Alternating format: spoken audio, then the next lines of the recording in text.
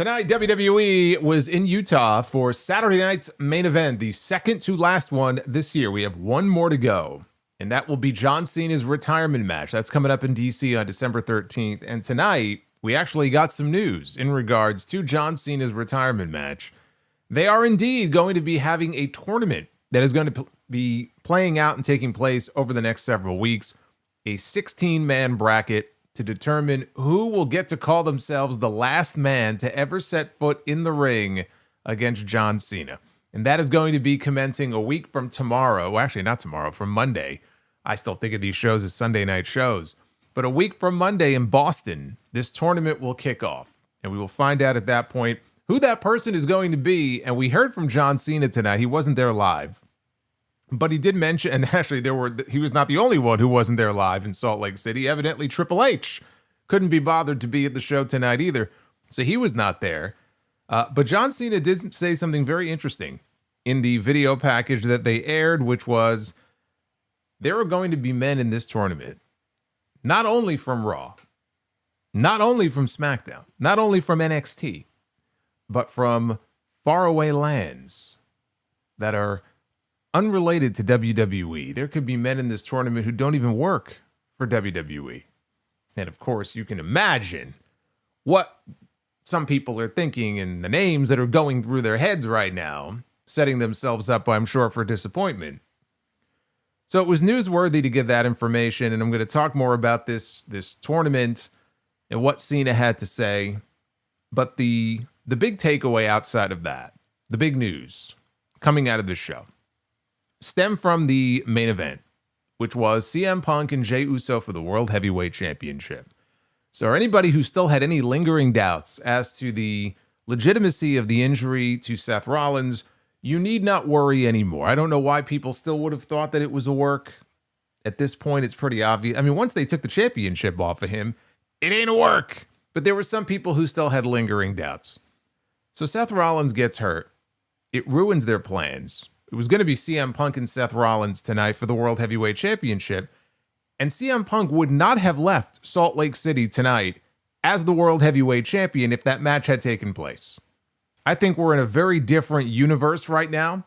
Had Seth not gotten hurt, I think these reports of Austin Theory joining the Vision, I think a lot of these things would have played out and it would have fed into a War Games match at Survivor Series. None of that happened tonight. So the question was, would we actually have a new world champion crowned? Or were we going to have the bronze run in and ruin the festivities? Were they going to drag this out a little bit longer? Was Jimmy Uso going to get involved? One of the Usos, were they going to go heel in this match? Was Jimmy going to cost Jay? Was Jay going to turn on Punk when the match was over? Right? All of these questions about what might possibly happen here in this match. And I came into this show thinking, I really don't want either one of these guys to leave tonight as the World Heavyweight Champion. And I would love for them to find a way to drag this out because Survivor Series is so close. Survivor Series is coming up and you could play this thing out. You could do a tournament. The minute they announced this John Cena Last Time Is Now tournament, which is what they're calling it, I knew at that point, like the chances of that were just nil. Like it wasn't happening, right? Because they don't want to run tournaments concurrently at the same time like that. Unless it's like King and Queen of the Ring. I mean, they kind of go hand in hand. But the minute they made that announcement tonight, I knew that idea was dead. And it was pretty clear to me that we were going to have a new World Heavyweight Champion. And I said coming into this show that if someone has to win that title tonight, then I hope that someone is CM Punk. Because Jey Uso as the World Heavyweight Champion is not something that I care to see. Earlier in the year, I felt differently. Earlier in the year, they had a story they told with Jey Uso, and he went in there and he finally won the big one. And it was a very polarizing win. A lot of people didn't like that. A lot of people didn't like the way Gunther, very easily tapped out to Jey Uso at WrestleMania like it was some sort of slap in the face to Gunther. But the idea was that, okay, they're going to tell this story with this guy who's super popular and everybody yeets and they sell, a shitload of merch. And so they're going to push him to the moon and they're going to put the World Heavyweight Championship on him and make him a made guy, right? That was the idea behind it. And at no point did I think or did I hope or expect that he was going to have a long run, but he had his run and then it was over, right? It's like, okay, great. The dream is now over, right? Playtime is over. It's back to business. and the title ended up back on Gunther. The idea of putting the World Heavyweight Championship back on Jey Uso right now is something that doesn't appeal to me. I know it doesn't appeal to a lot of people. They're telling this story of, this discourse between the Usos and Roman Reigns, and of course the Bloodline family drama, which we've been, watching for 5 years now. And that's fine if they want to tell that story. But Jey Uso does not need to be the World Heavyweight Champion as that story plays itself out. So I was hoping that if somebody had to win, it would be CM Punk. And in fact, CM Punk is once again the World Heavyweight Champion. He had the title for 5 minutes at SummerSlam, but now he's going to have a proper run, however long it lasts. It's already lasted longer than his last one. But he is now the World Heavyweight Champion. That main event tonight was the worst thing on the entire show. This was a Saturday night's main event that honestly was mostly carried by good in-ring action. This was not a PLE. This was a souped-up version of Raw or SmackDown, which really, when you think about it, is what Saturday night's main event was always really kind of presented as. It was presented as a souped-up version of what you would see on TV. It was to fill the gap between pay-per-views, and it really serves the same purpose today that it did many years ago. So that's what this show was. Honestly, the best part of the entire show was the fact that we didn't have to sit through commercials during the matches, because this show no longer airs on NBC. Peacock only, unless, of course, you're watching internationally, then you had it on Netflix. No change for you. Unless it was on YouTube. Were they airing it on YouTube? There was some controversy that it might be on Netflix, but it's on wherever it was. In the US, it's on Peacock only.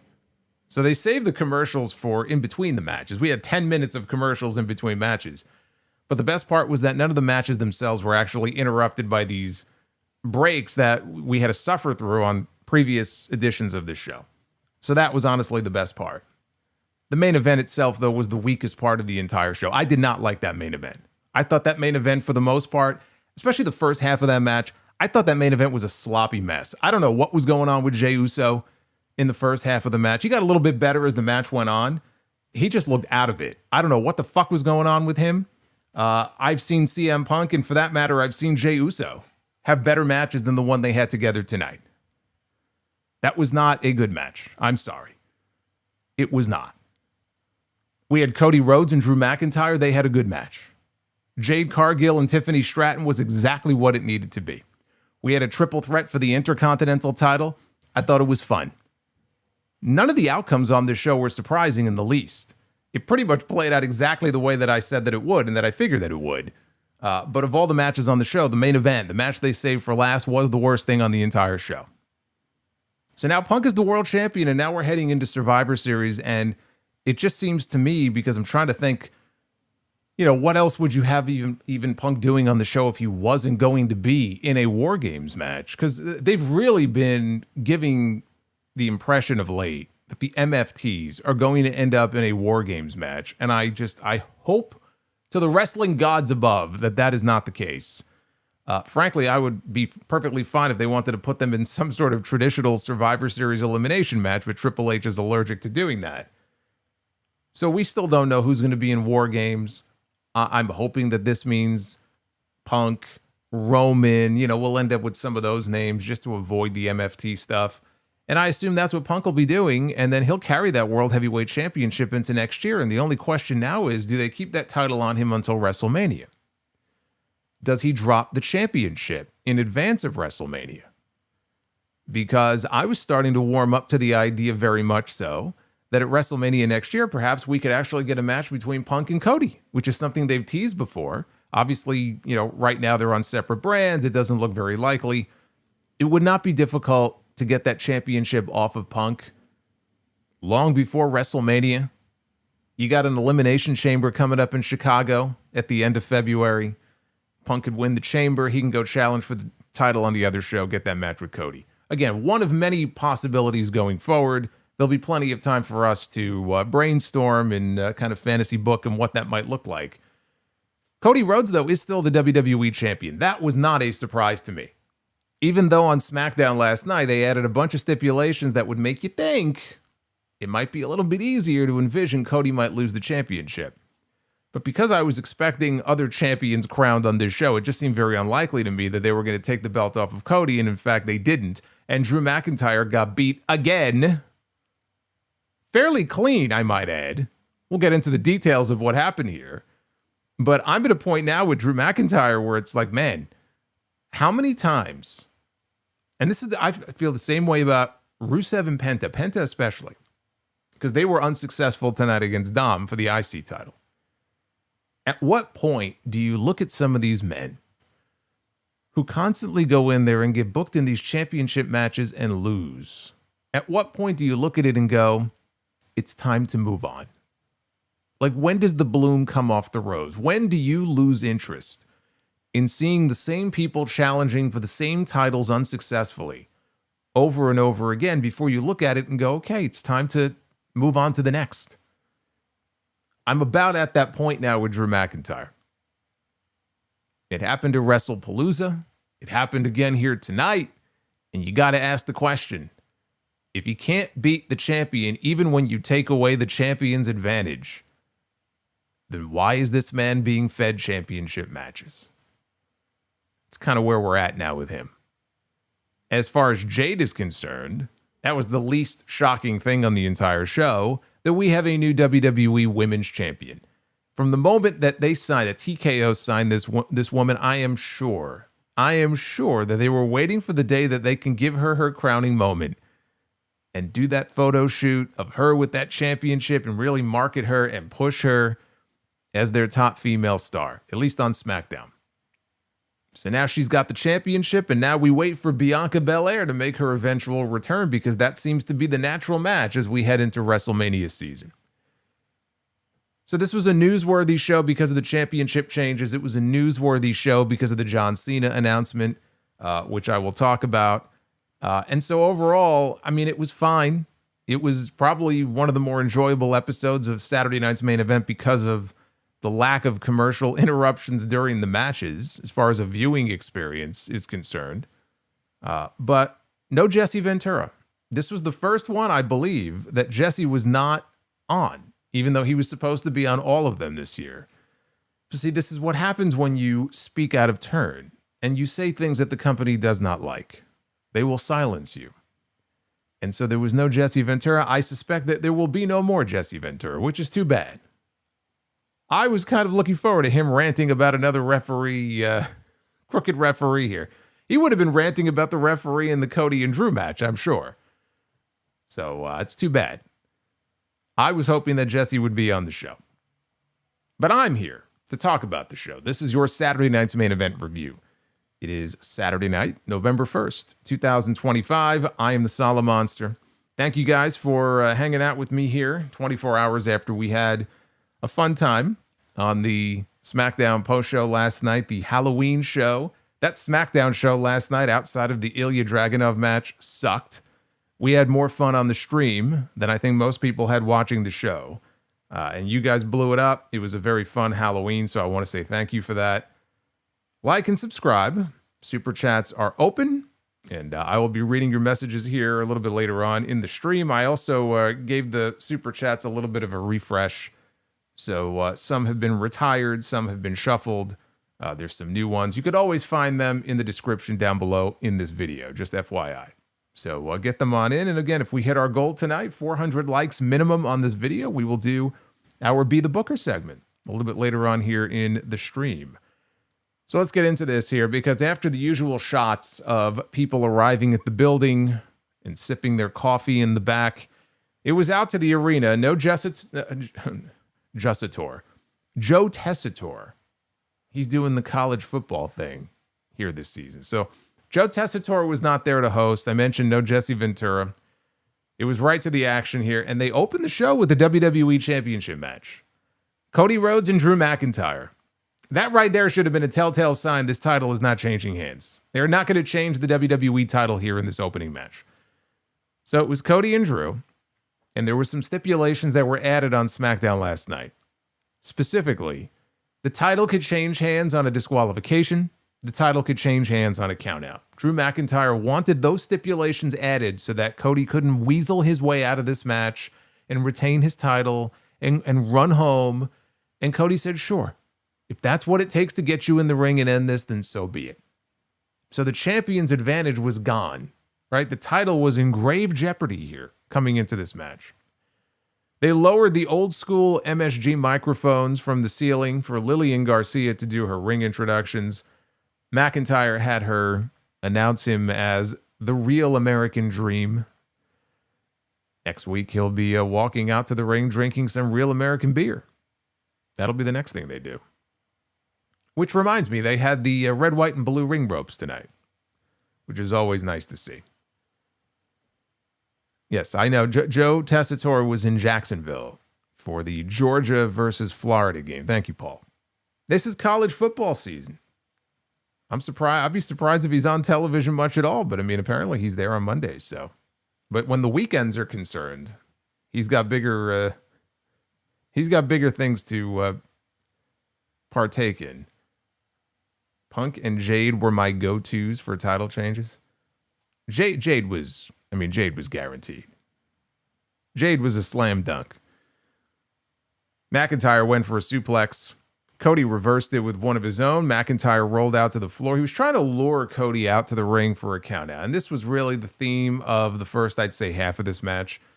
He was trying to get him counted out. He was trying to goad him into getting disqualified because, again, he knew that the minute he gets disqualified, he wins the championship. And Cody wasn't taking the bait. McIntyre kept trying to goad him and wasn't working, so Cody fired up, started throwing some jabs. He got a little too aggressive with the stomps in the corner, kicking too much ass. And when he turned around, he almost hit the referee, Dan Engler, and he had to hold up.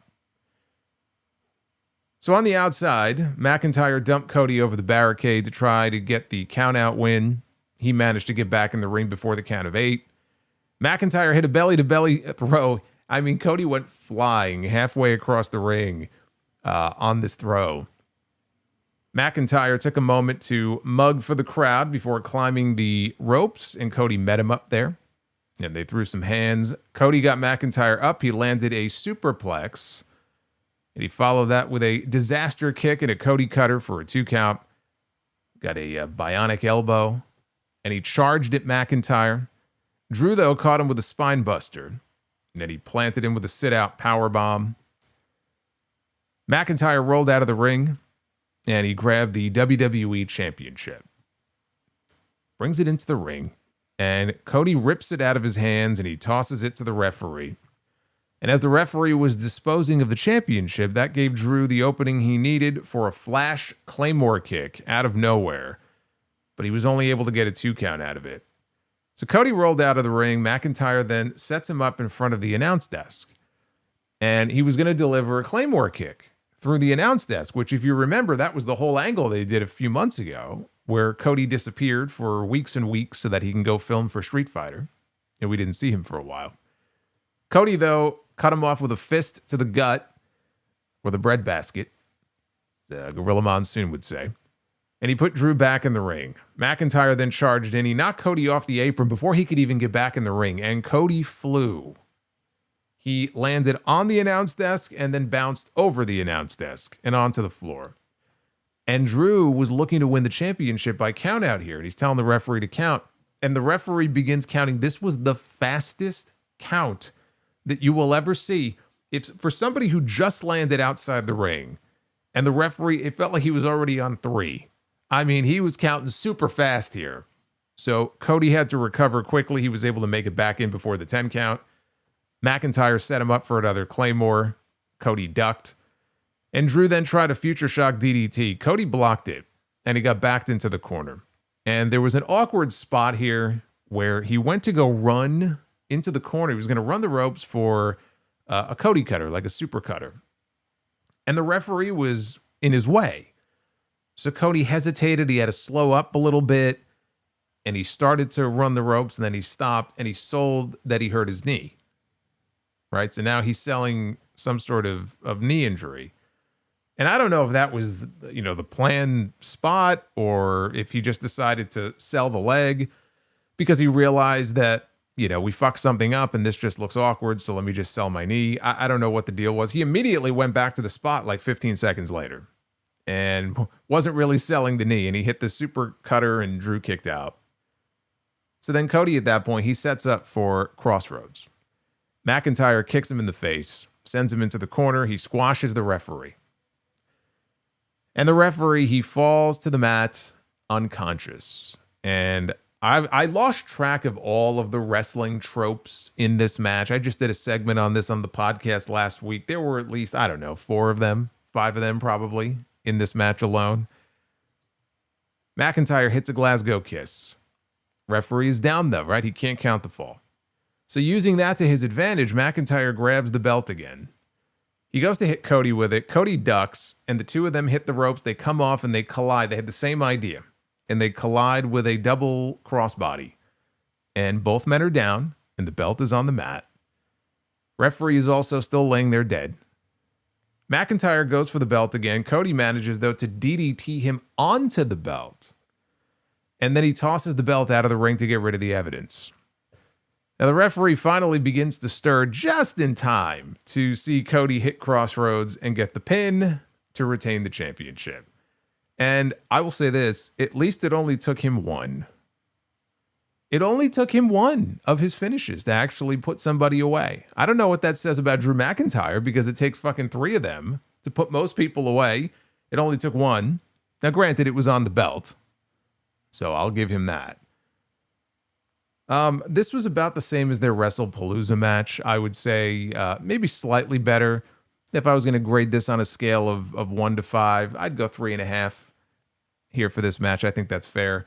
It was a good match with a lame finish. And I told you, like, even with the stipulation, we just talked about this last night, even with the stipulations that they added to at least add a little more intrigue to the match and make you really believe, hey, we might get a title change here in this match. At no point did it actually feel to me as if Cody was realistically going to lose this championship. No matter how much they tried to stack the deck against him, knowing that there was going to be at least one, and very likely 2 other new champions crowned on this show, I could not envision them taking the title from Cody and making it 3. Somebody was going to have to be the odd man out here. Drew McIntyre was the odd man out. So it played out the way that I expected it to. But how much of a loser does Drew McIntyre look like after what we saw here? I mean, look, he more or less lost clean at WrestlePalooza. Now, if you remember what happened at WrestlePalooza, right? He was going to go for the kick against the Claymore kick up against the announce desk, which was what put Cody out in the first place. And the referee jumped out of the ring, might have been Ryan Tran, jumped out of the ring to try to stop him from doing it, even though there was nothing illegal about it. There was nothing illegal. If Drew wanted to give him a kick against the announce desk, who is the referee to jump out of the ring and say, oh, hold up, you can't do that, right? And that little delay is what led to Drew doing the kick. Cody moved. Drew sold it like he broke his fucking foot. But still, Cody basically beat him clean. And I should point out, by the way, the same spot. They repeated the same spot in this match. I didn't see this referee jumping out of the ring to stop him. I didn't see any other referees running out to try to stop him. Little inconsistency there. But he basically lost clean at WrestlePalooza. And he lost clean here. And if people are going to point to the title in the ring and he DDT'd him on the belt and that's cheating, you know how I look at it this way. Cody is not the one who introduced the belt into the ring. Drew did. You live by the sword, you die by the sword. Cody didn't bring the championship into the ring. Cody didn't blast him in the head with the championship. He might have wanted to. The belt was just laying there. Shit happens. Nothing, he didn't do anything wrong. It was part of the ring. It's like when you take the top turnbuckle off, right? You run somebody's head into it. It's part of the ring. People get run into the ring steps all the time. They don't get disqualified. Why? Because it's part of the ring. As the belt was laying there, it was part of the ring, as far as I'm concerned. So, 2 losses now in a row. Not in a row, but they had that match on SmackDown a couple of weeks ago that Drew won by DQ. But that's 2 fairly clean losses now to Cody Rhodes. And it's like, well, okay, so are we just going to have Drew come out on television again this Friday and complain about being screwed again? Is that really what we're in for? I already saw him. He was on Twitter. He posted the GIF from, was it not WrestleCon. It was Conrad's event, Starcast, several years ago. Maybe it was tied into the original All In, where Cody told the story about the referee. Referee fucked on me. Remember that gif? I see that gif going around every now and then. That referee fucked on me. I don't even remember what the story was. I just remember him saying that. So Drew posted that clip on his Twitter before. So he's already complaining about the referee screwing him over, and so we're going to hear about this now for another few weeks. At what point do you look at this and go, you know what, I'm kind of over it? I really wanted Drew McIntyre to win the championship here. Get that title off Cody, right? Shake things up a little bit. Make Cody chase him for a change instead of the other way around. And maybe we'll still get there, but at this point, to me, it just feels like a lost cause. It really does. You know, McIntyre is in that Kevin Owens spot where he's a great talent that you can plug in there. You know he's going to give you a good match or a great match, and he could be a great heel, right? A great heel foil for the champion. But the likelihood of them actually pulling the trigger and putting the championship on him just remains very low, like basement low. And it feels like that's where we're at, you know, with Drew McIntyre. So you ask yourself, like, okay, what do you do now with Cody? It's probably going to be McIntyre. And Randy Orton will come back because one would assume that at some point Randy Orton is going to come back to work, right? Unless he's secretly done and we're not aware of it. He's going to have to come back to work at some point. And maybe we get a triple threat match and they put the title on the line there and they do a title change at Survivor Series. So we're not done with this. But I just wonder, because I'm one of these people, now that I've seen this, I'm less enthusiastic about Drew McIntyre and Cody and Drew winning the title than I was even last night. Because it's like, how many times are we going to see this? Until eventually they decide, okay, now's a good time. Now we'll do a title change. Maybe they'll do it at Survivor Series. So then we have 4 more weeks of Drew bitching and moaning about the referee screwing him over. That's basically what we're in for. We had Tiffany Stratton defending the WWE Women's Championship against Jade Cargill, the newly heel Jade Cargill. Man, that scar on her eyebrow is just, it looks badass on her, but it's brutal. I do wonder if she's going to have surgery, cosmetic surgery at some point for that. I think it works for her, but I'm just wondering in the long run if she wants that giant fucking scar on her face. It's pretty nasty. So before the match, they cut to the back. Before we even get into the match, we got to talk about this. They cut to the back, and Nick Aldis, the general manager of SmackDown, is still pleading with Tiffany. Please, are you sure you're okay? Are you sure that you're up for this match? And Tiffany insists, no, I want this match. I'm fine. I'm going to go through with it. And I'm watching this, and I'm just thinking, like, it's a little late, Chief. Like, he was asking her this on SmackDown last night. And so he's still asking her now. And it's like, well, what if she decided, you know what, Nick, on second thought, I think you're right. I think I would like to bow out. I don't know that I'm really all there. My knee hurts me. I'm not 100%. You know what? On second thought, I'm about to walk out to that ring. But fuck it. I don't want to wrestle tonight. It's a good thing that Tiffany was still okay with wrestling tonight. Because if she would have said no, that would have been a problem since they only booked 4 matches on this show. So thankfully, Tiffany was still okay with going out there and wrestling. So when they came back live into the arena, by the way, did I mention that they had about 10 commercials here before we finally were able to move the show on here? I'd rather it be done this way. I'm not complaining about that, but if you were wondering, are we getting commercials? The answer is yes. You're just not getting them during the matches. So at least that's better. But you're definitely getting them in between the matches. So when they come back from these commercials, they are showing us at ringside Pauly Shore and Post Malone, among a few others, are sitting at ringside here. And I'm like, where the hell did they dig up Pauly Shore from? What the fuck? What has he been up to? I'm trying to think of the last thing I would have seen Pauly Shore in. Honestly, like, I think the last thing I would have seen him in is Biodome. I don't know that I've seen him in anything since. I know he's been working, but I don't think I've seen him in anything since then. And how long ago was Biodome? Holy crap. But there he was. Apparently he's a WWE fan. Either that or he's doing work with Peacock and they decided to put him on camera. That's probably what it was. So Jade was out first. And then Tiffany made her way out to the ring. And she had her knee all wrapped up. And right from the bell, here at the start of this match, Tiffany jumped Jade.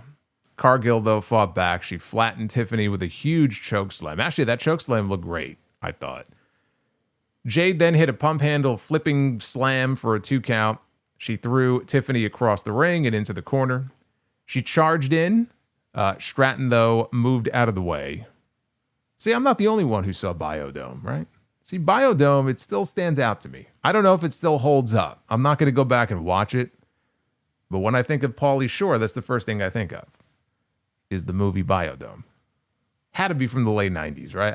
I don't think it was made after the turn of the century. Pretty sure that would have been maybe like, I don't know, 90, 99-ish maybe?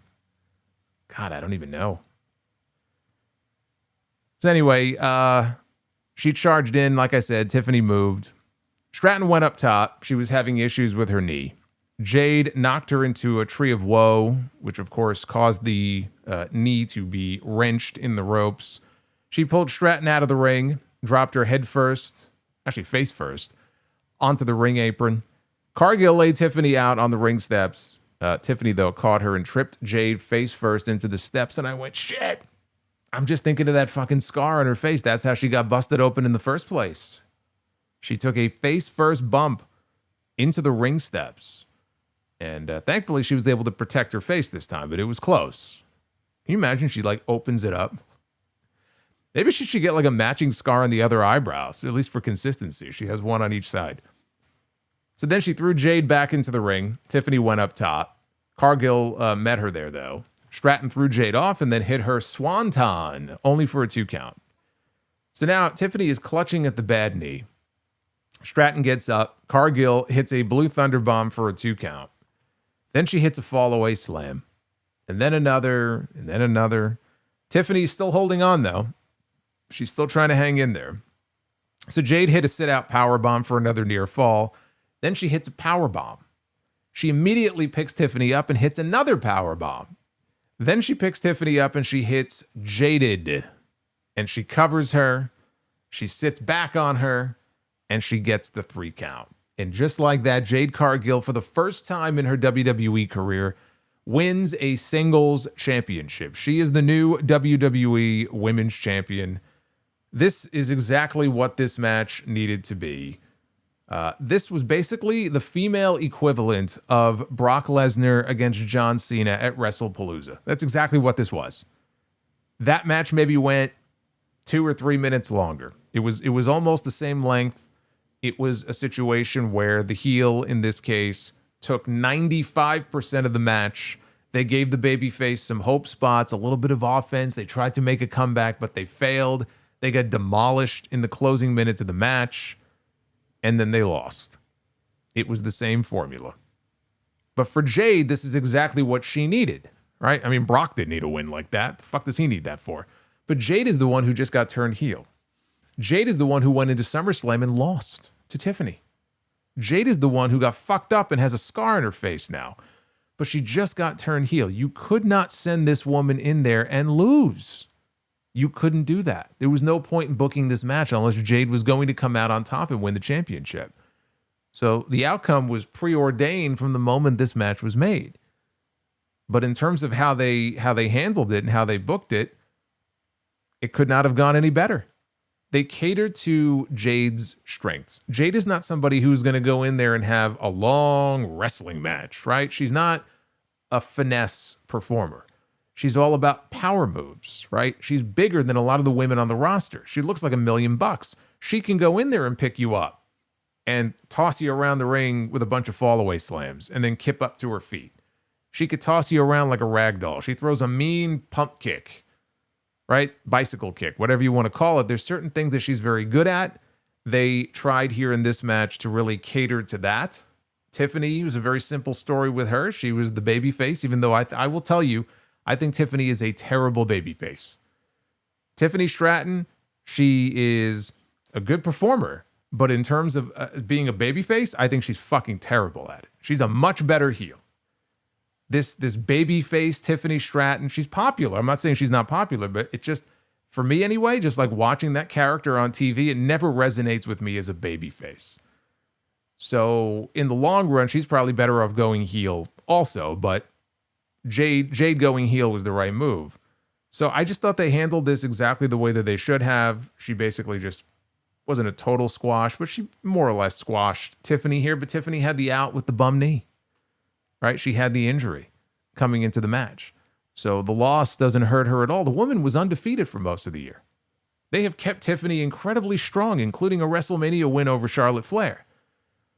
So it's not like you can watch this match and go, oh my God, what have they done with Tiffany? She lost to Jade. Yeah, well, Jade is the one they've been wanting to push this entire year. Everything was building to this moment. And now that she's the champion, it's only a matter of time before Bianca Belair comes back. And when she does, right, you don't go to it right away, but that probably will end up being the WrestleMania match, depending on when Bianca is actually able to get medically cleared. You could see the vision. I mean, it's very clear of where this is ultimately going to.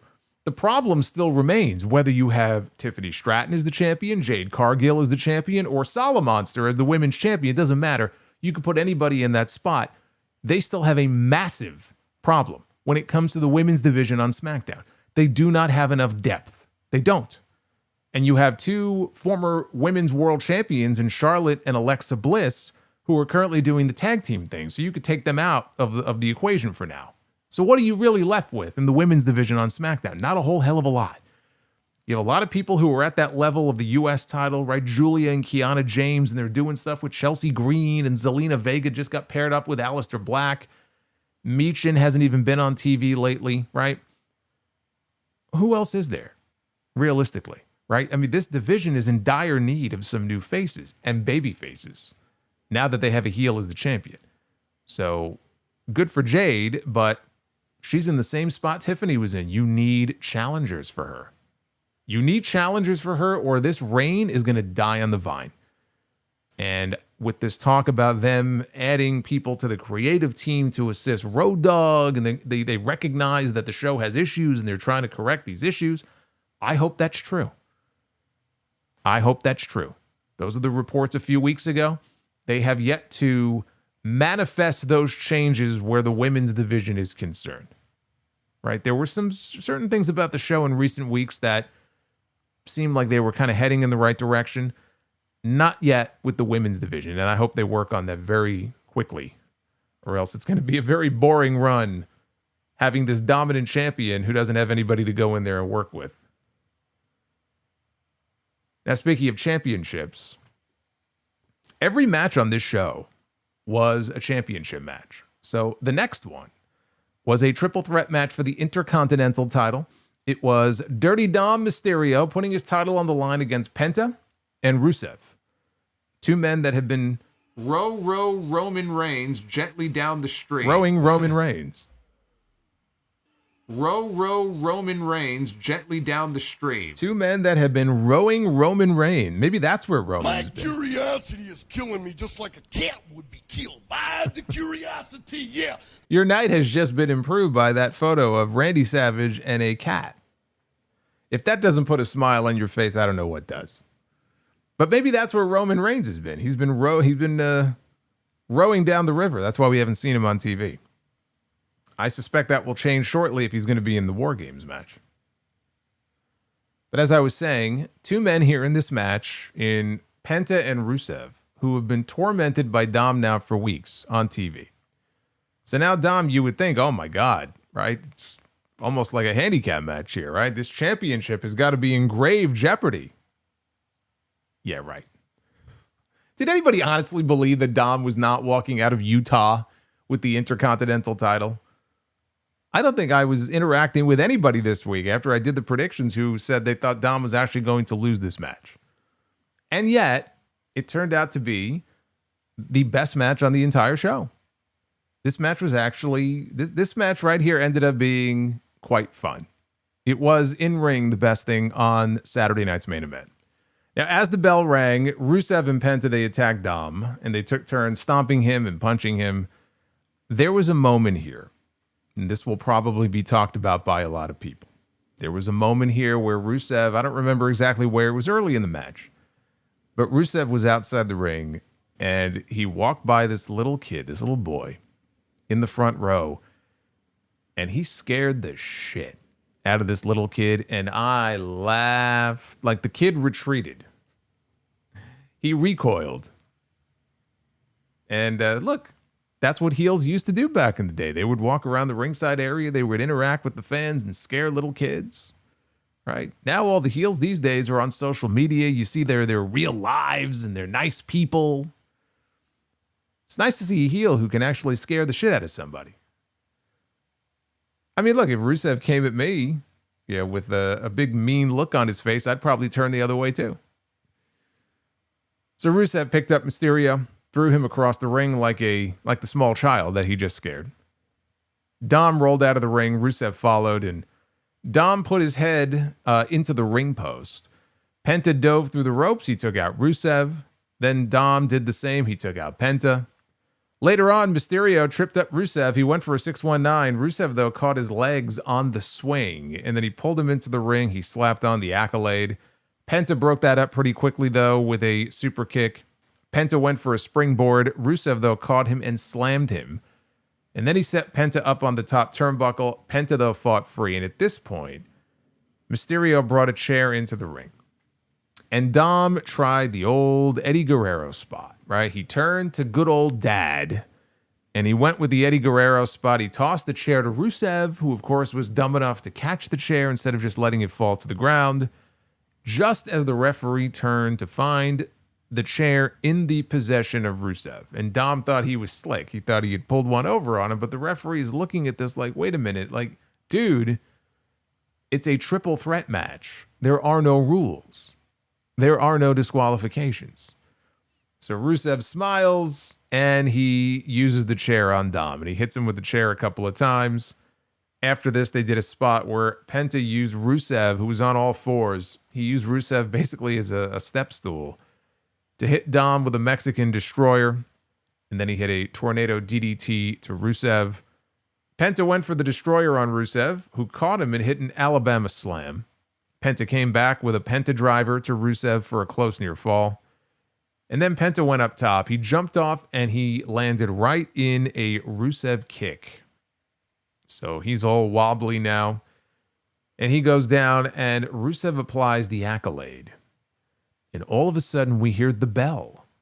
The ring bell is being rung and everybody looks very confused, and I'm confused. And second guessing what we're hearing here. But Rusev, the dumb shit that he is, of course, thinks, oh, well, I'm the champion now. That's it. The bell is ringing. He must have given up. He doesn't second guess anything, right? He's celebrating, and the referee's like, no. He didn't give up. And they look over to the timekeeper's area. And of course, it's Dom, who has the ring bell hammer in his hand. He was the one ringing the bell and distracting him. It's not very hard to distract people in this company. So this angered Rusev greatly. He went outside. He ragdolled Dom all around the ringside area. Mysterio, though, shoved Rusev into the steps. And then he climbed back into the ring. And he had the bell hammer. And Penta stopped him, grabbed the hammer. He went to go hit Dom with it, but Dom ducked. And he hit Rusev instead. Blasted him with the hammer. Mysterio then dropped Penta. Then he went up top. He hit a frog splash on Rusev for the pin to retain the championship. I saw something the other day that said that Rusev and I think Aleister Black together had already in their WWE returns lost more matches than they ever lost in the years-long entirety of their respective runs in AEW. But I'm just looking at Rusev alone and the matches that he's lost. He has easily lost more matches here just in the months that he has been back in WWE than he did his entire run in AEW. But to be fair, I'm not really sure how many matches he even wrestled in AEW in the last, 2.5 years. Not very many. So he takes the loss here again, and Dom wins the match. He retains the championship. I thought it was a fun match. It never dragged. I think they kept things moving along nicely here. I never bought into Dom losing the title. But again, it's the same thing with Drew, and I mentioned it before, where Penta and Rusev, they've had multiple opportunities now at this championship. And at what point do you look at this and go, it's time to move on? This is getting boring. You know, watching the same people lose the same matches against the same person over and over again and fail to win the championship. Who's next? Because I don't want to keep seeing these guys go in there, especially Penta. And yeah, they spared him from taking the pin here, but still, he lost. And so there were rumors that Dom might be wrestling and even defending the title against John Cena at Survivor Series, which I think is still very much possible. You know, even though they have all eyes towards this tournament and who's going to be his final opponent, Cena is scheduled for Survivor Series. Now, they never said he was going to wrestle at Survivor Series, but that would be pretty fucking lame in his last ever Survivor Series if he goes in there and doesn't wrestle. So I assume Cena's wrestling somebody on that show. It may well be Dom. So, you know, and I'm sure most people saw the same rumors about that. There was no way he was losing that championship here. He may lose that championship to John Cena, but it was the outcome I think that most people probably expected. And since I'm talking so much here about John Cena, that brings me to what we had next here on this show, which was unexpected. This was not anything they announced, that the Cena was not there, but anything Cena related was not mentioned, right? But it does make sense because the next Saturday night's main event happens to be John Cena's final match. So they pitched it to an excerpt, a sneak peek of a sit-down interview that John Cena did with reporter Tom Rinaldi that they said is going to be dropping soon. And in the clip, Cena said that he made a promise that he would not stick around when his skills cannot match the product, and he says they can't. Physical activity, he said 100%, and he very rarely speaks in absolutes, but he says, I will hear, never again will he be physical. Never again will he be back in the ring because he doesn't want to let his fans down. He doesn't want to lie to people. You know, when he told everybody last year that that was going to be it, the end of 2025 was going to be the end of his in-ring career. It was going to be the last time we would ever see him in the jorts and the t-shirt and the hat and the sneakers. That's it. Right? It's like the Undertaker. Undertaker has maintained that you will never see him in his old school dead man Undertaker gear ever again. Like if he was to come out and do a choke slam or something, which he's done, by the way, multiple times. He did it at WrestleMania last year. He did it in NXT with Trick Williams, but he's always out there as the American badass. You know, he has stuck to his guns outside, I think, of one appearance in Saudi. And of course, it's the Saudis. So if they want him, he'll do whatever they want him to do. I think it was some kind of sporting event, soccer game. I forgot what it was. He got his full dead man entrance, dead man gear. He came out, I think, present some kind of trophy. Outside of that, I can't think of a single appearance he's made in his old Undertaker gear. And John Cena has maintained the same thing. Like at the end of 2025, that's it. Next time you see him, he'll be in a suit or he'll be wearing something else. So people, of course, we have all heard and seen wrestlers say shit like this before. Oh, I'm done.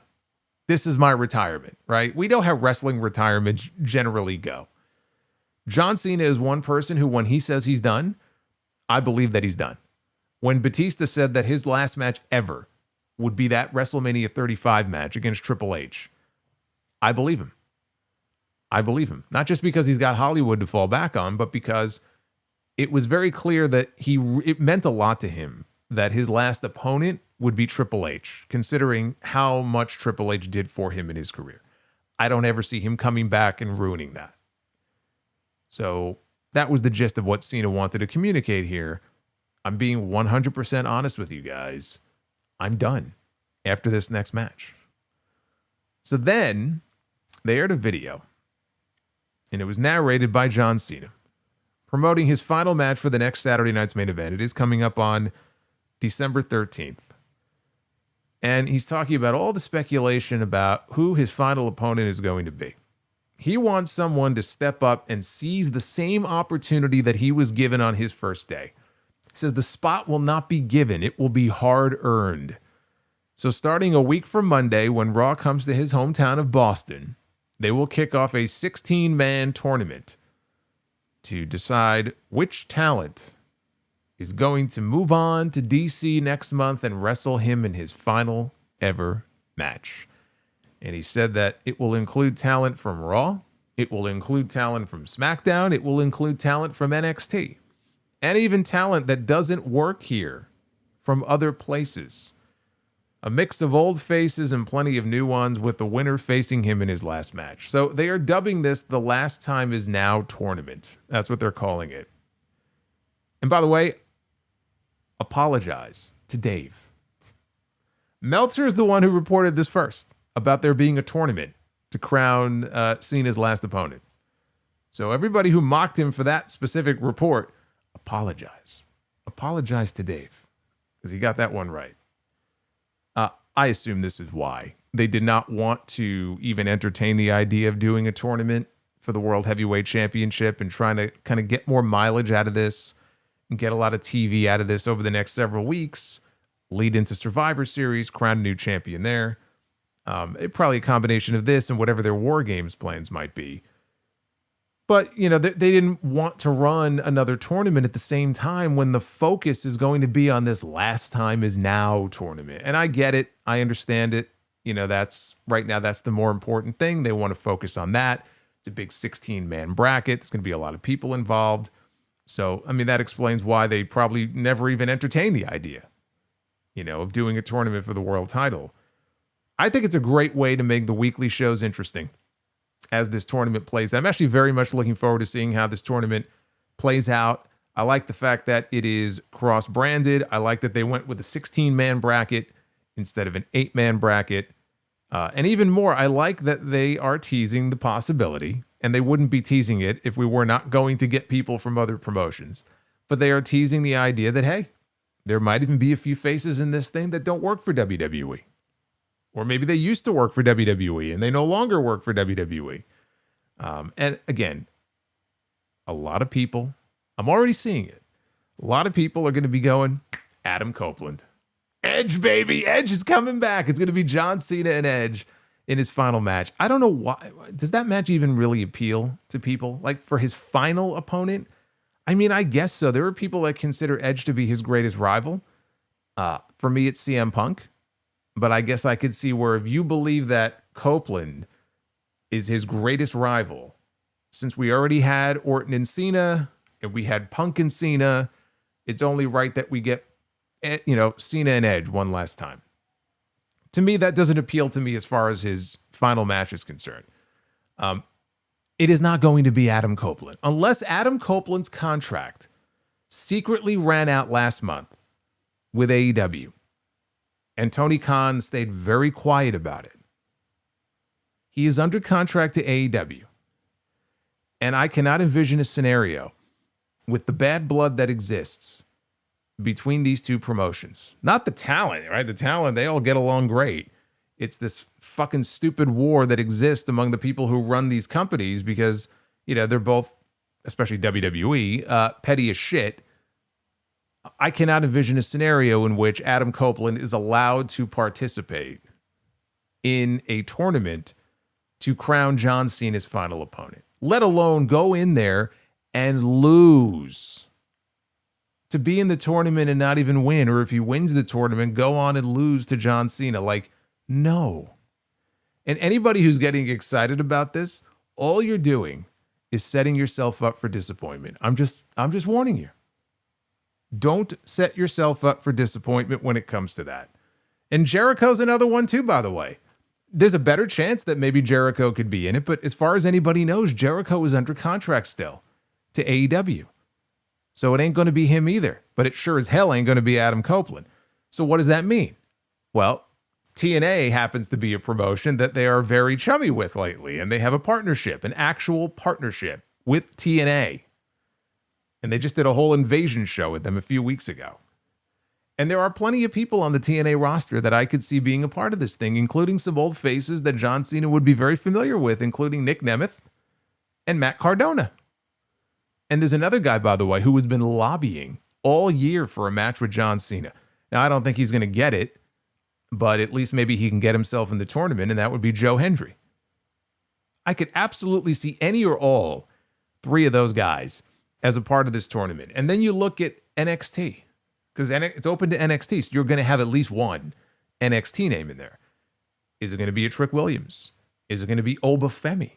Is that the way they want to debut Obafemi on the main roster, by having him go in there and potentially lose in a tournament like this? Because I just don't see him being the final opponent. Right? It's possible. It would be one way, I guess, to potentially launch him in the eyes of people who may not be familiar with who he is. Javon Evans. Is Javon Evans going to get a spot in this tournament? I'd give him one. He's one of the most exciting performers in the entire company to watch. One of the fast, young, rising stars. Why wouldn't you have him in this tournament? You look at other names that are on the main roster right now. You got Sheamus, right? He's had some battles with John Cena before. He should absolutely be in the tournament. Carmelo Hayes, Miz. Don't be surprised if they do the Miz-Carmelo Hayes match as a part of this tournament. And then there's Gunther. And Gunther is who I think the final opponent is going to be. Gunther is the one who I think is going in there and beating John Cena at Saturday night's main event. Whether it's for the Intercontinental title or not, again, that depends on whether Cena wrestles Dom at Survivor Series. It's going to be Gunther. Now, maybe we get a Gunther-Ilya Dragunov match, or a Gunther-Ilya Dragunov final in that tournament. What a fucking match that would be. That would be tremendous. But I think all roads lead to Gunther's return imminently. I think that's why they've been holding him out. They've been waiting for this. And I think that's what the match is going to be.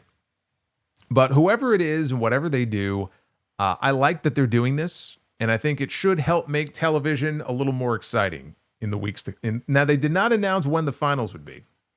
So it would make sense that it would be at Survivor Series. Which, I guess, depending on who's in that match, I don't really think it would affect anybody who would be in any rumored matches on that show. So if they were to do Cody and Drew again, or Cody and Drew and Randy, none of them have to be in the tournament. As far as War Games, if they did War Games not with the MFTs, and they had Punk and Roman and the Usos, again, some of them could be in the tournament. Maybe they lose, they don't make it to the finals. So you could do the finals. I mean, I guess it really just depends on who's in the finals. But Survivor Series would seem to be the place to do it. Because Saturday night's main event is what, 2 weeks later? 2.5 weeks later? It's not a lot of time after Survivor Series until you get to that final match. So that would seem to be the destination. They just didn't confirm that here in this video. Now they closed with the main event to crown a brand new World Heavyweight Champion between CM Punk and Jey Uso. You know the story. Adam Pearce, he stripped Seth Rollins of the World Heavyweight Championship due to injury. We had a battle royal a few weeks ago because Punk had already been named #1 contender. He had earned that spot. So they had the battle royal to crown another #1 contender who would face CM Punk, and that's how we ended up with Jey Uso. So we get started here, and Jey gives Punk a shove, and Punk tries to very quickly hit a GTS. Uso got out of it. There was a neckbreaker spot early in this match where Jey, it was a simple neckbreaker. Jey he over-rotated. He kept going, and it fell apart. He kept spinning, and the spot just fell apart. I have no idea what he thought Punk was going for. So Jey seemed dazed after this. Punk started throwing chops. Punk charged, and Jey caught him with a Samoan drop. Jey went for a spear, but Punk caught him and hit another neckbreaker. There was another spot where Jey was in the corner, and he was setting up for a Roman Reigns spear. As he came in, though, Punk stuffed the attempt. Just the way that he being Jey, just the way that he braced for it and kind of stopped as he was coming in and fell down. He sort of fell down like... It didn't look good. I'm watching this and I'm like, man, what's going on with Jey here? Like, this is fucking awful. He looked fucking terrible here in this match. So they kept a deliberately slow pace early on, very deliberate. Punk finally connected with the GTS. Jey fell out of the ring. And instead of going out to get him, Punk decided to look shocked for a while. Yes, that's very helpful. Instead of going because the championship is at stake here, let me just lay here and look shocked by what happened. Like, I've never seen someone fall out of the ring before after a GTS. So he finally jumped out of the ring and he grabbed a bottle of water. He dumped it on Jay to try to wake him up, and then he threw him back in the ring. I don't know what purpose that served, but okay. Punk placed Jay on the top turnbuckle. He tried for a superplex. Uso blocked it, headbutted Punk back down to the mat. Uso went for a stomp, and Punk moved out of the way. So Jay went for a spear. Punk, though, caught him with a GTS attempt. Jay got out of it. He hit the spear anyway. Then an Uso splash, but Punk kicked out at 2. And after that near fall, they got a very light, "This is awesome" chant from the crowd here in Salt Lake City. And the chant very quickly died down. Very quickly. It petered out because, in fact, this was not awesome. And I think even a lot of the fans in the crowd realized, like, what the fuck are you doing? Like, stop chanting. And so they quickly did. So Jay went back up top. Punk met him there with a pair of right hands. He climbed up with him. We got a superplex by Punk. Very dumb, because Punk looked more pained than Jay did. He landed hard on his lower back. He was clutching his back. He hurt himself more than he did Jay. So they exchanged blows. Punk got him up for another GTS. Jay slipped out, and he delivered a super kick that sent Punk out to the floor. And then Jay followed with a suicide dive, and he wiped out Punk. And at least at this point in the match, Jay looked like he actually had some life to him again. I don't know what was going on in the first half of this match. He was fucking out of it. But he was starting to, I don't know, get a second wind, I guess. So they made it back into the ring to break the count. Punk, though, fell back out to the floor. So Jay went outside. He was measuring him. And he goes and he spears Punk through the timekeeper's barricade. Well, there's a spot that we don't see enough of. Again, he's trying to be Roman Reigns here in this match. So he spears him right through the barricade. Jay picks him up. He dumps him back into the ring. He heads up top again for an Uso splash. This time, though, Punk got the knees up. Punk hoists him up, and he hits the GTS, and Punk covers him, and Jay kicks out at 2.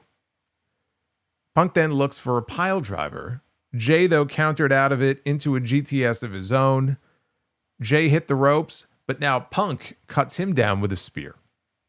A very weak spear. And he covers him, but only for 2. That may have honestly been the worst spear I have ever seen in all my life. CM Punk should never, ever do that again. So Jay staggered back to his feet. Punk hoisted him up, hit another GTS. Jay bounced off the ropes, basically fell backwards. And then he landed back on top of Punk, so he was going to go for another GTS. But Jay suddenly came to life. And he got Punk down in the sleeper hold, the same sleeper hold that he beat Gunther with to win the world title at WrestleMania. I love how Jay just completely no-sold the GTS here. So now he's got this sleeper hold applied.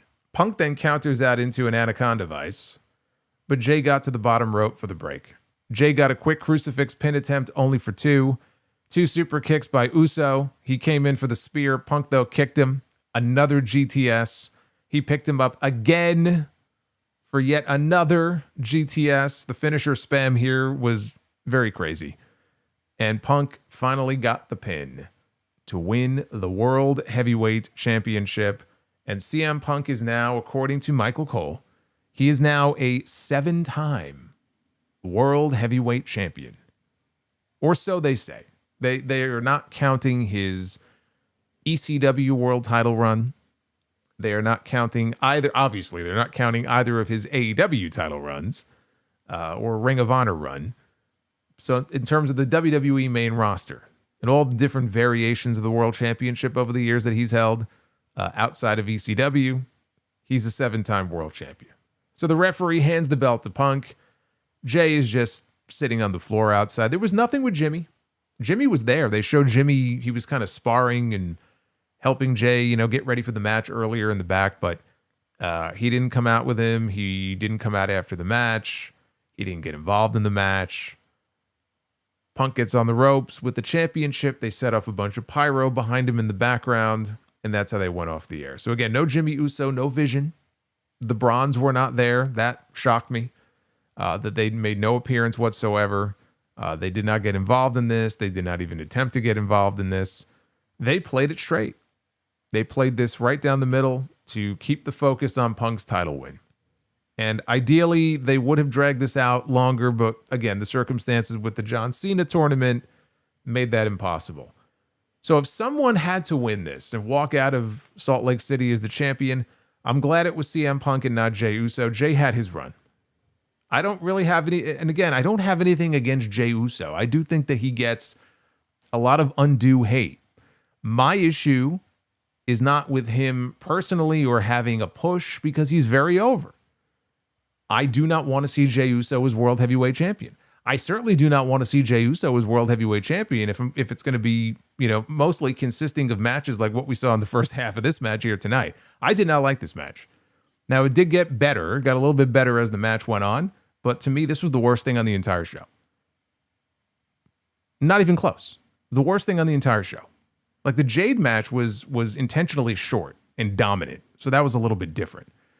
The opening match was good. The triple threat match was good. I thought that was the best part of the show. And this was easily the weakest. I don't know what was going on. It was just a sloppy mess in the first half. And Jey just looked slow and gassed and just out of it. And this was at the beginning of the match. It's not as if he was selling like a long match and he's drained. And it's like, dude, this is like the first fucking 5 minutes of the match. Like, what's going on here? So I don't know what was going on there, but both men have had better matches than what we saw here on this show. Braun Breaker will have his time. Braun Breaker will be the World Heavyweight Champion. They have their plans for when that's going to be and what that's going to look like. And even Seth Rollins getting hurt is not going to disrupt those plans, right? Injuries be damned. They're going to stay the course, and they're going to save that for whenever that may be, probably sometime next year. So now we wait and see if Punk is going to end up in War Games tagging with Roman Reigns and the Usos, or if they're going to go a completely different way with that War Games match. No surprises on this show. They played it exactly the way that I expected them to. Punk wins the title. Jade wins the title. Cody retains. Dom retains. And then the only real addition was the John Cena stuff, where we got to learn what their plans are for not even Survivor Series, but for what they plan on doing as far as his final opponent is concerned. It never felt like a PLE, even though it was on Peacock. We think about these things when they're streaming on Peacock or they're streaming on ESPN. It's a premium live event, right? Because this is not on NBC anymore. It's not on TV anymore. This was not a PLE. This, as I said earlier, was like a souped up version of Raw or SmackDown, where we got some good matches. It was a newsworthy show because we have a new world champion, a new women's champion, and the John Cena announcement. And that'll be the real news coming out. Nothing more, nothing less. But I appreciate the lack of commercials during the actual matches. That'll be the nice thing about these shows being on Peacock going forward. What did you think of Saturday night's main event from Salt Lake City? We go to the Twitter poll. 65% thumbs up, 35% thumbs down, with just under 900 votes in so far and counting. So at Solomonster, you can go ahead and vote in the poll. Let me know what you think. What did you think of Utah Saturday night's main event? CM Punk becomes World Heavyweight Champion in Salt Lake City. Probably not the way most people would have envisioned that happening. But people get hurt, and you got to come up with a plan B, and this was their plan B. That's how it goes. Bash says they need to move all the WWE shows to ESPN so I can cancel Peacock. Well, you still got the NXT shows on here as well, if you care. Start with Holiday 197. It says, sadly, I think Cody's keeping the title until WrestleMania to defend against Randy. Cody's latest run has been milquetoast. The Cody-Randy match already happened at King of the Ring. not interested in their feud. Boy, yeah, that's sort of forgotten about, isn't it? That's right. They did wrestle in the finals of the King of the Ring. Toya with a 5. What if Brock Lesnar causes the win for both Punk and Jay? What if Brock Lesnar causes the win? Just a thought. I'm not sure what you mean. Both Punk and Jay? Well, obviously Brock Lesnar did not get involved. But if he did, it would not have been to help both men. It would have been to kill both men. Brock Lesnar was not showing up on a Saturday night's main event in Salt Lake City, Utah. That was not going to happen. We got the real CS02. Drew got screwed again. What kind of shit show is Nick Aldis running over there on SmackDown? I think Nick doesn't want him to be champion.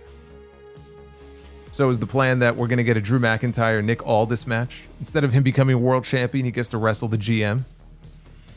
Now, that'd be a great step up for him. Base Beerus says, Rikishi weeps tonight. Yeah, best wishes to Rikishi. I know he had, I think, some kind of major surgery recently and seems to be doing well, but hopefully he is okay. Super Pony, that was Jay's best match. Punk is him. Also, Drew is a loser. If you think that was Jay's best match, then you haven't seen very many Jey Uso matches. He has had better matches than the one he had tonight. I did not like that match at all. Holiday 197. We need to see riskier moves around the booking of the main title pictures. First Kevin Owens and now Drew McIntyre, who should have had recent runs, even if for 1 to 3 months. They've been overlooked in favor of playing things safe.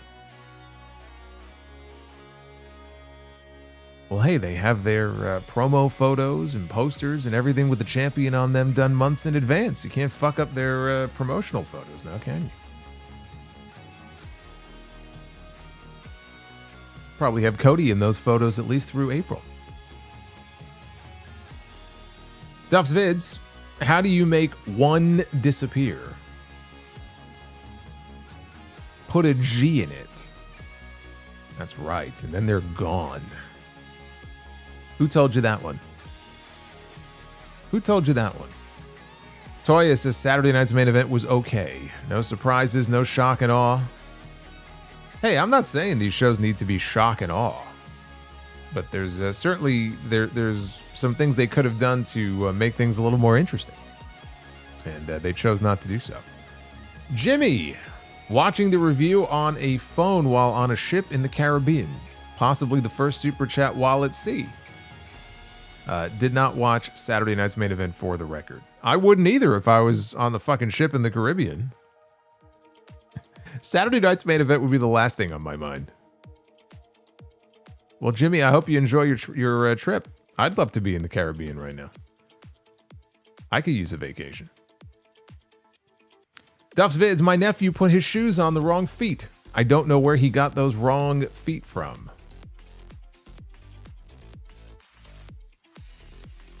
How does an Englishman invite a dinosaur for drinks? T-Rex? T-Rex? I get it. Also, where do you take your dog if it loses its tail? To the retail store. Naturally. Jeremy Rose, this show was cookie cutter as fuck. There's never any creativity in these shows. Every match outcome is simply the easiest, boring result.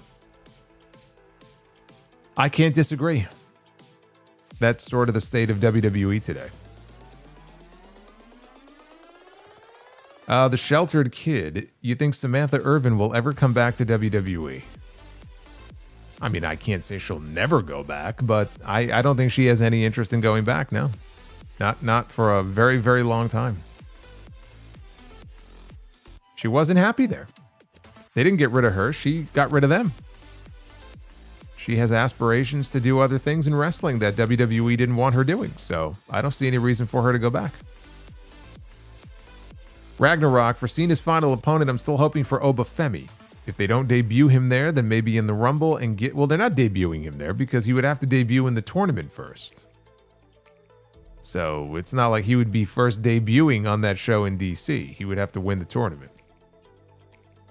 If not there, then maybe in the Rumble and give him the monster spot.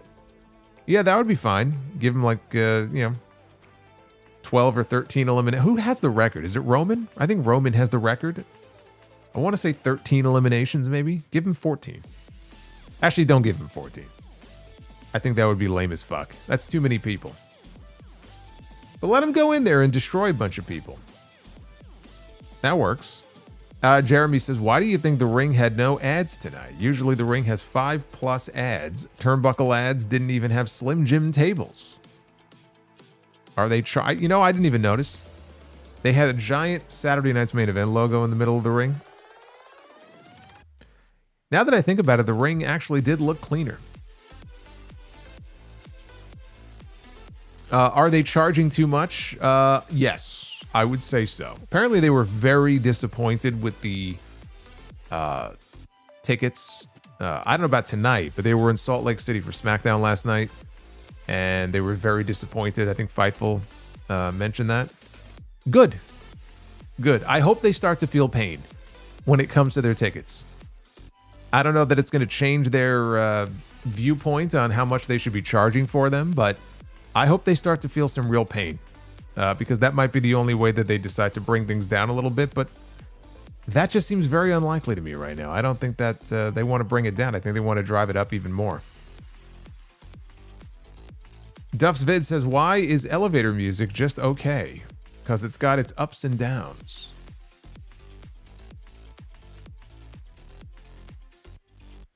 Stephen B, Cody match was the worst. And, well, I disagree. And Breaker can win the title at the Royal Rumble. Royal Rumble, that's interesting. You know, you could, yeah, I agree with you on that because you could do that match. Breaker could win the championship at the Royal Rumble. You know, if they want him winning the title in Saudi, he could win the title there. And Punk could still win the Rumble itself or the Elimination Chamber. And then feud with Cody going into WrestleMania. Then you could do Braun Breaker and Roman Reigns at WrestleMania. Which, again, that doesn't have to be for the championship. But if Braun was the champion, I think him defending against Roman and beating him, you would have to beat him. That is definitely a WrestleMania-worthy match. Jeremy says, so every WWE champion has AEW roots. Shaking my head. Tony Khan. Well, we have World Heavyweight Champion CM Punk. We have WWE Champion Cody Rhodes. We have Women's Champion Jade Cargill. You want to expand it out to NXT? We've got NXT Champion Ricky Saints. NXT Women's North American Champion Blake Monroe. And NXT Men's North American Champion Ethan Page.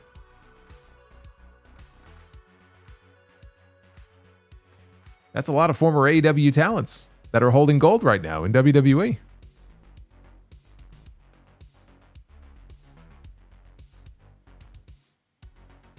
Bobby's World with the 21. Just chilling tonight. Got a notification. Join Solomonster for Saturday night's main event review. Me. Oh yeah, that was tonight. Oh well, solo stream is all that matters, so here I am. Bobby, see, Bobby knows where it's at.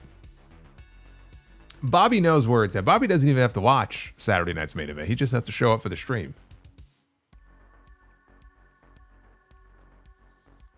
Steph, oh, you want to count Steph? You know what? I guess you could count Stephanie too.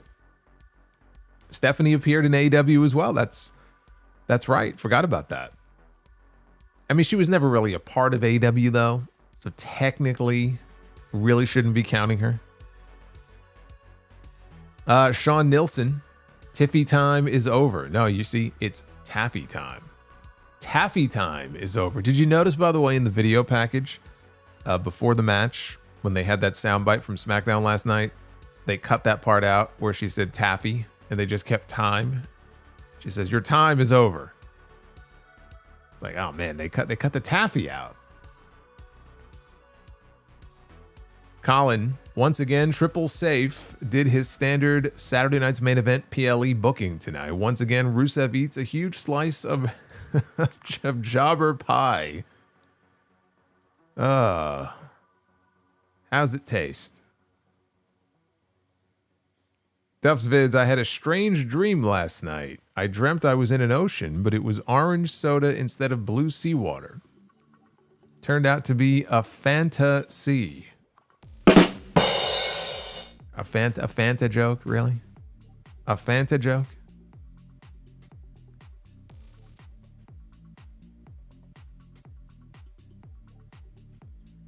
For shame, Duff's Vids. Jeremy Rose, Punk with the mic drop, posting pic of him, Jade, Cody, Ricky showing their world titles. Gotta love wrestling even when the show is boring. Did he post that? I haven't seen that yet. Super Pony.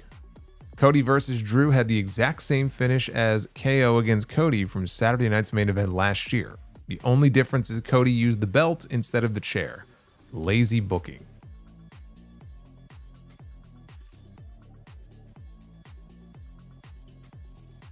John Johnson. Name a single 1 versus 1 Jey Uso match better than Warrior Savage or Warrior Hogan at WrestleMania. Jey still having cardio issues 12 months after the World Heavyweight Championship win is alarming. Yeah, I don't know. I don't know. I don't know if it's nerves. I don't know, but he did not look good in the first half of that match.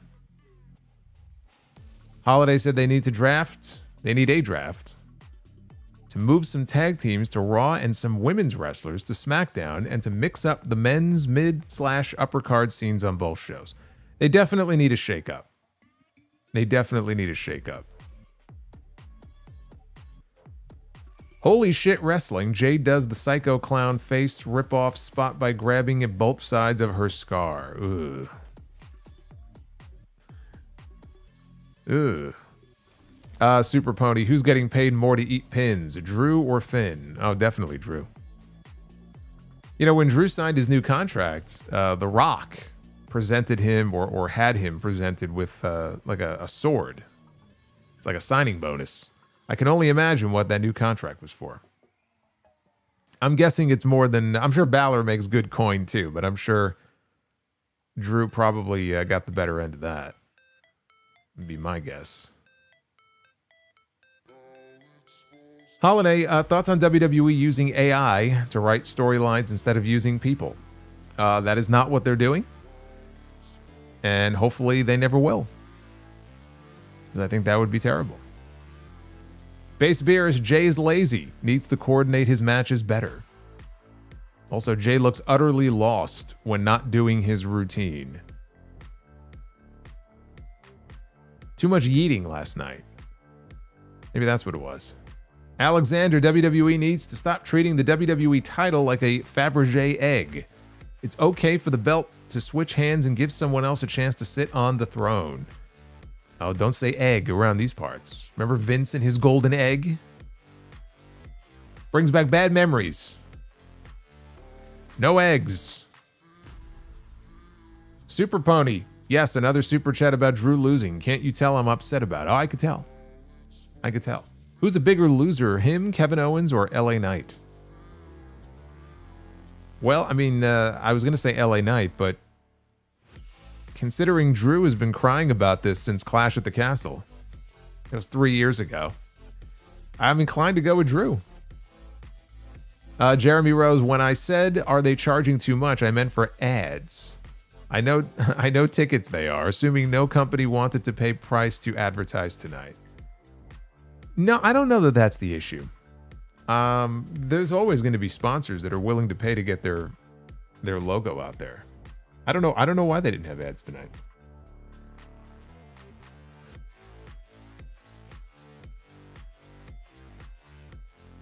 You know, the ads that you see on Raw, that's a Raw thing with Netflix. and Slim Jim is the title sponsor. So every Monday night, the Slim Jim logo is right in the middle, and you have all those additional logos in each corner.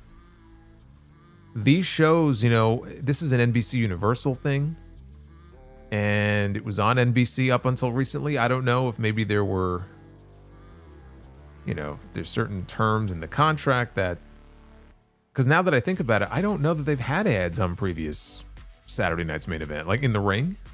I mean, maybe they did, just offhand. I don't recall them having them. Paul Carpenter, do you think Triple H and TKO is more worried about AAA and other projects more than his own company and not worried about more in-house problems? I think Triple H is too busy trying to up his own profile.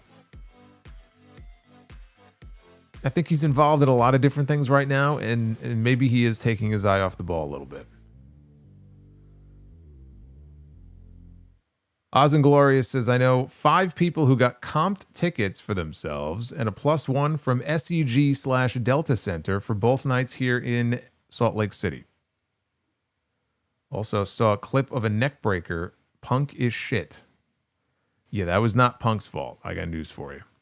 But I wouldn't be surprised if they were doing some sort of ticket deal there. They did not sell well for last night, and I don't think they did very well tonight either. I don't know what the update was. I'm sure the number was higher by now, but I know as of a week ago, they didn't even have 5,000 tickets sold for tonight's show. And it could be waning interest in the product, but I think more than that, it just has to do with these prices that they're charging. At some point, like, not every show is going to be like this. And it might be market specific. It will depend on what market you're in. Raw is coming to Boston and is coming to Madison Square Garden in a few weeks. Now, they have the crutch of being able to advertise that that's going to be John Cena's final appearance in those cities. So, of course, they've sold 11, 12,000 tickets. You know, the ticket to Madison Square Garden, I don't know if it's sold out, but they're selling like crazy. And they'll sell in D.C. for his final match. But when John Cena is gone, right, and you don't have that one big attraction, are they going to be able to continue to sustain these numbers and sell 10, 11, 12, 13,000 tickets to these television shows every single week? At what point do they really begin feeling pain, you know, from these price points? That's the question. You know, and I think you're already starting to see signs of it in some of these markets. It's not a mass problem for them yet, but it could be a harbinger of things to come. Absolutely.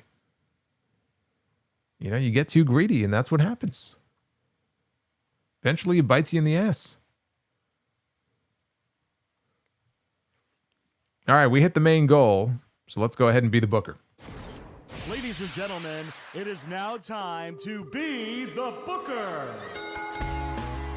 Oh, man. Saturday night's main event. Sucks that I had to work during the World Series. Apparently, there's a hell of a game going on. I really wanted to watch that game. Oh, well. Thanks, WWE. All right, here we go. Tag team be the booker. Let's do it. We got the head shrinkers. More Samoans. Can't get away from them. Got Samu and Fatu, the former tag team champions, keeping the bloodline alive here in Be the Booker. They're going to be taking on the Street Profits in what I believe would actually be a pretty good match. So I'm going to give that match the bell. So we got the tag team match out of the way. Now we got our women's match to book. And we have Mia Yim is starting us off here in women's Be the Booker. The Mets should run out and cash in. Brother, do you know what would happen if the Mets ran out with their money in the bank to cash out right now? Or cash out. They would cash out. To cash in, they would fucking lose. That's what would happen. The Baron Corbin of Major League Baseball. All right, we got Mia Yim against Kairi Sane. Look at that insane elbow right there. It's a thing of beauty. And now our main event.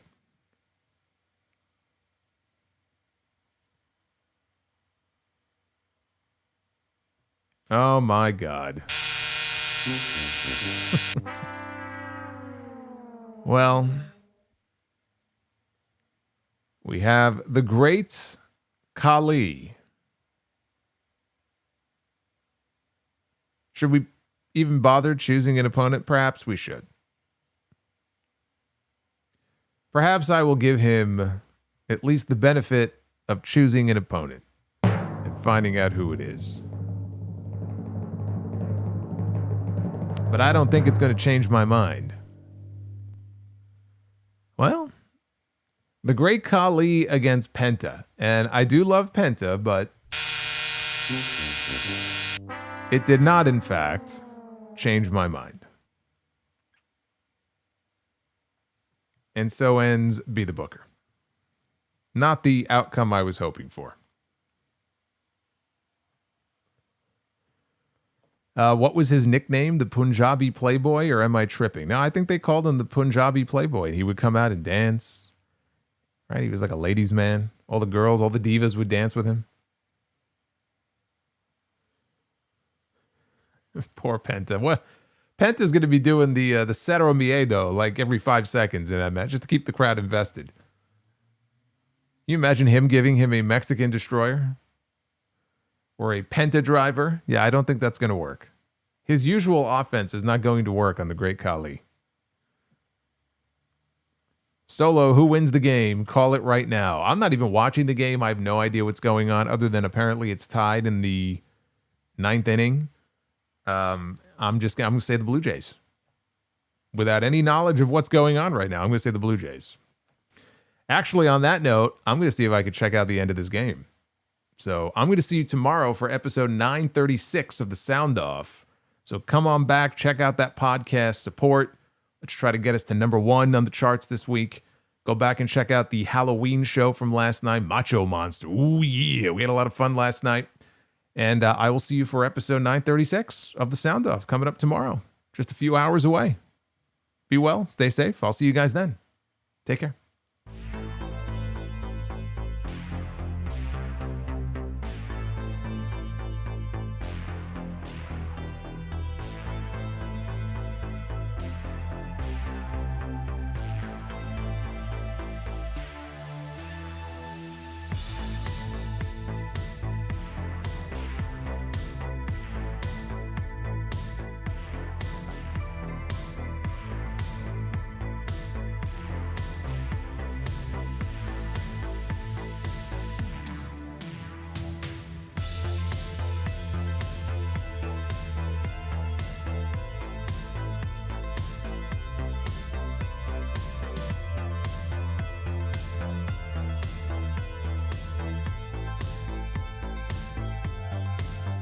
Ha ha ha ha ha!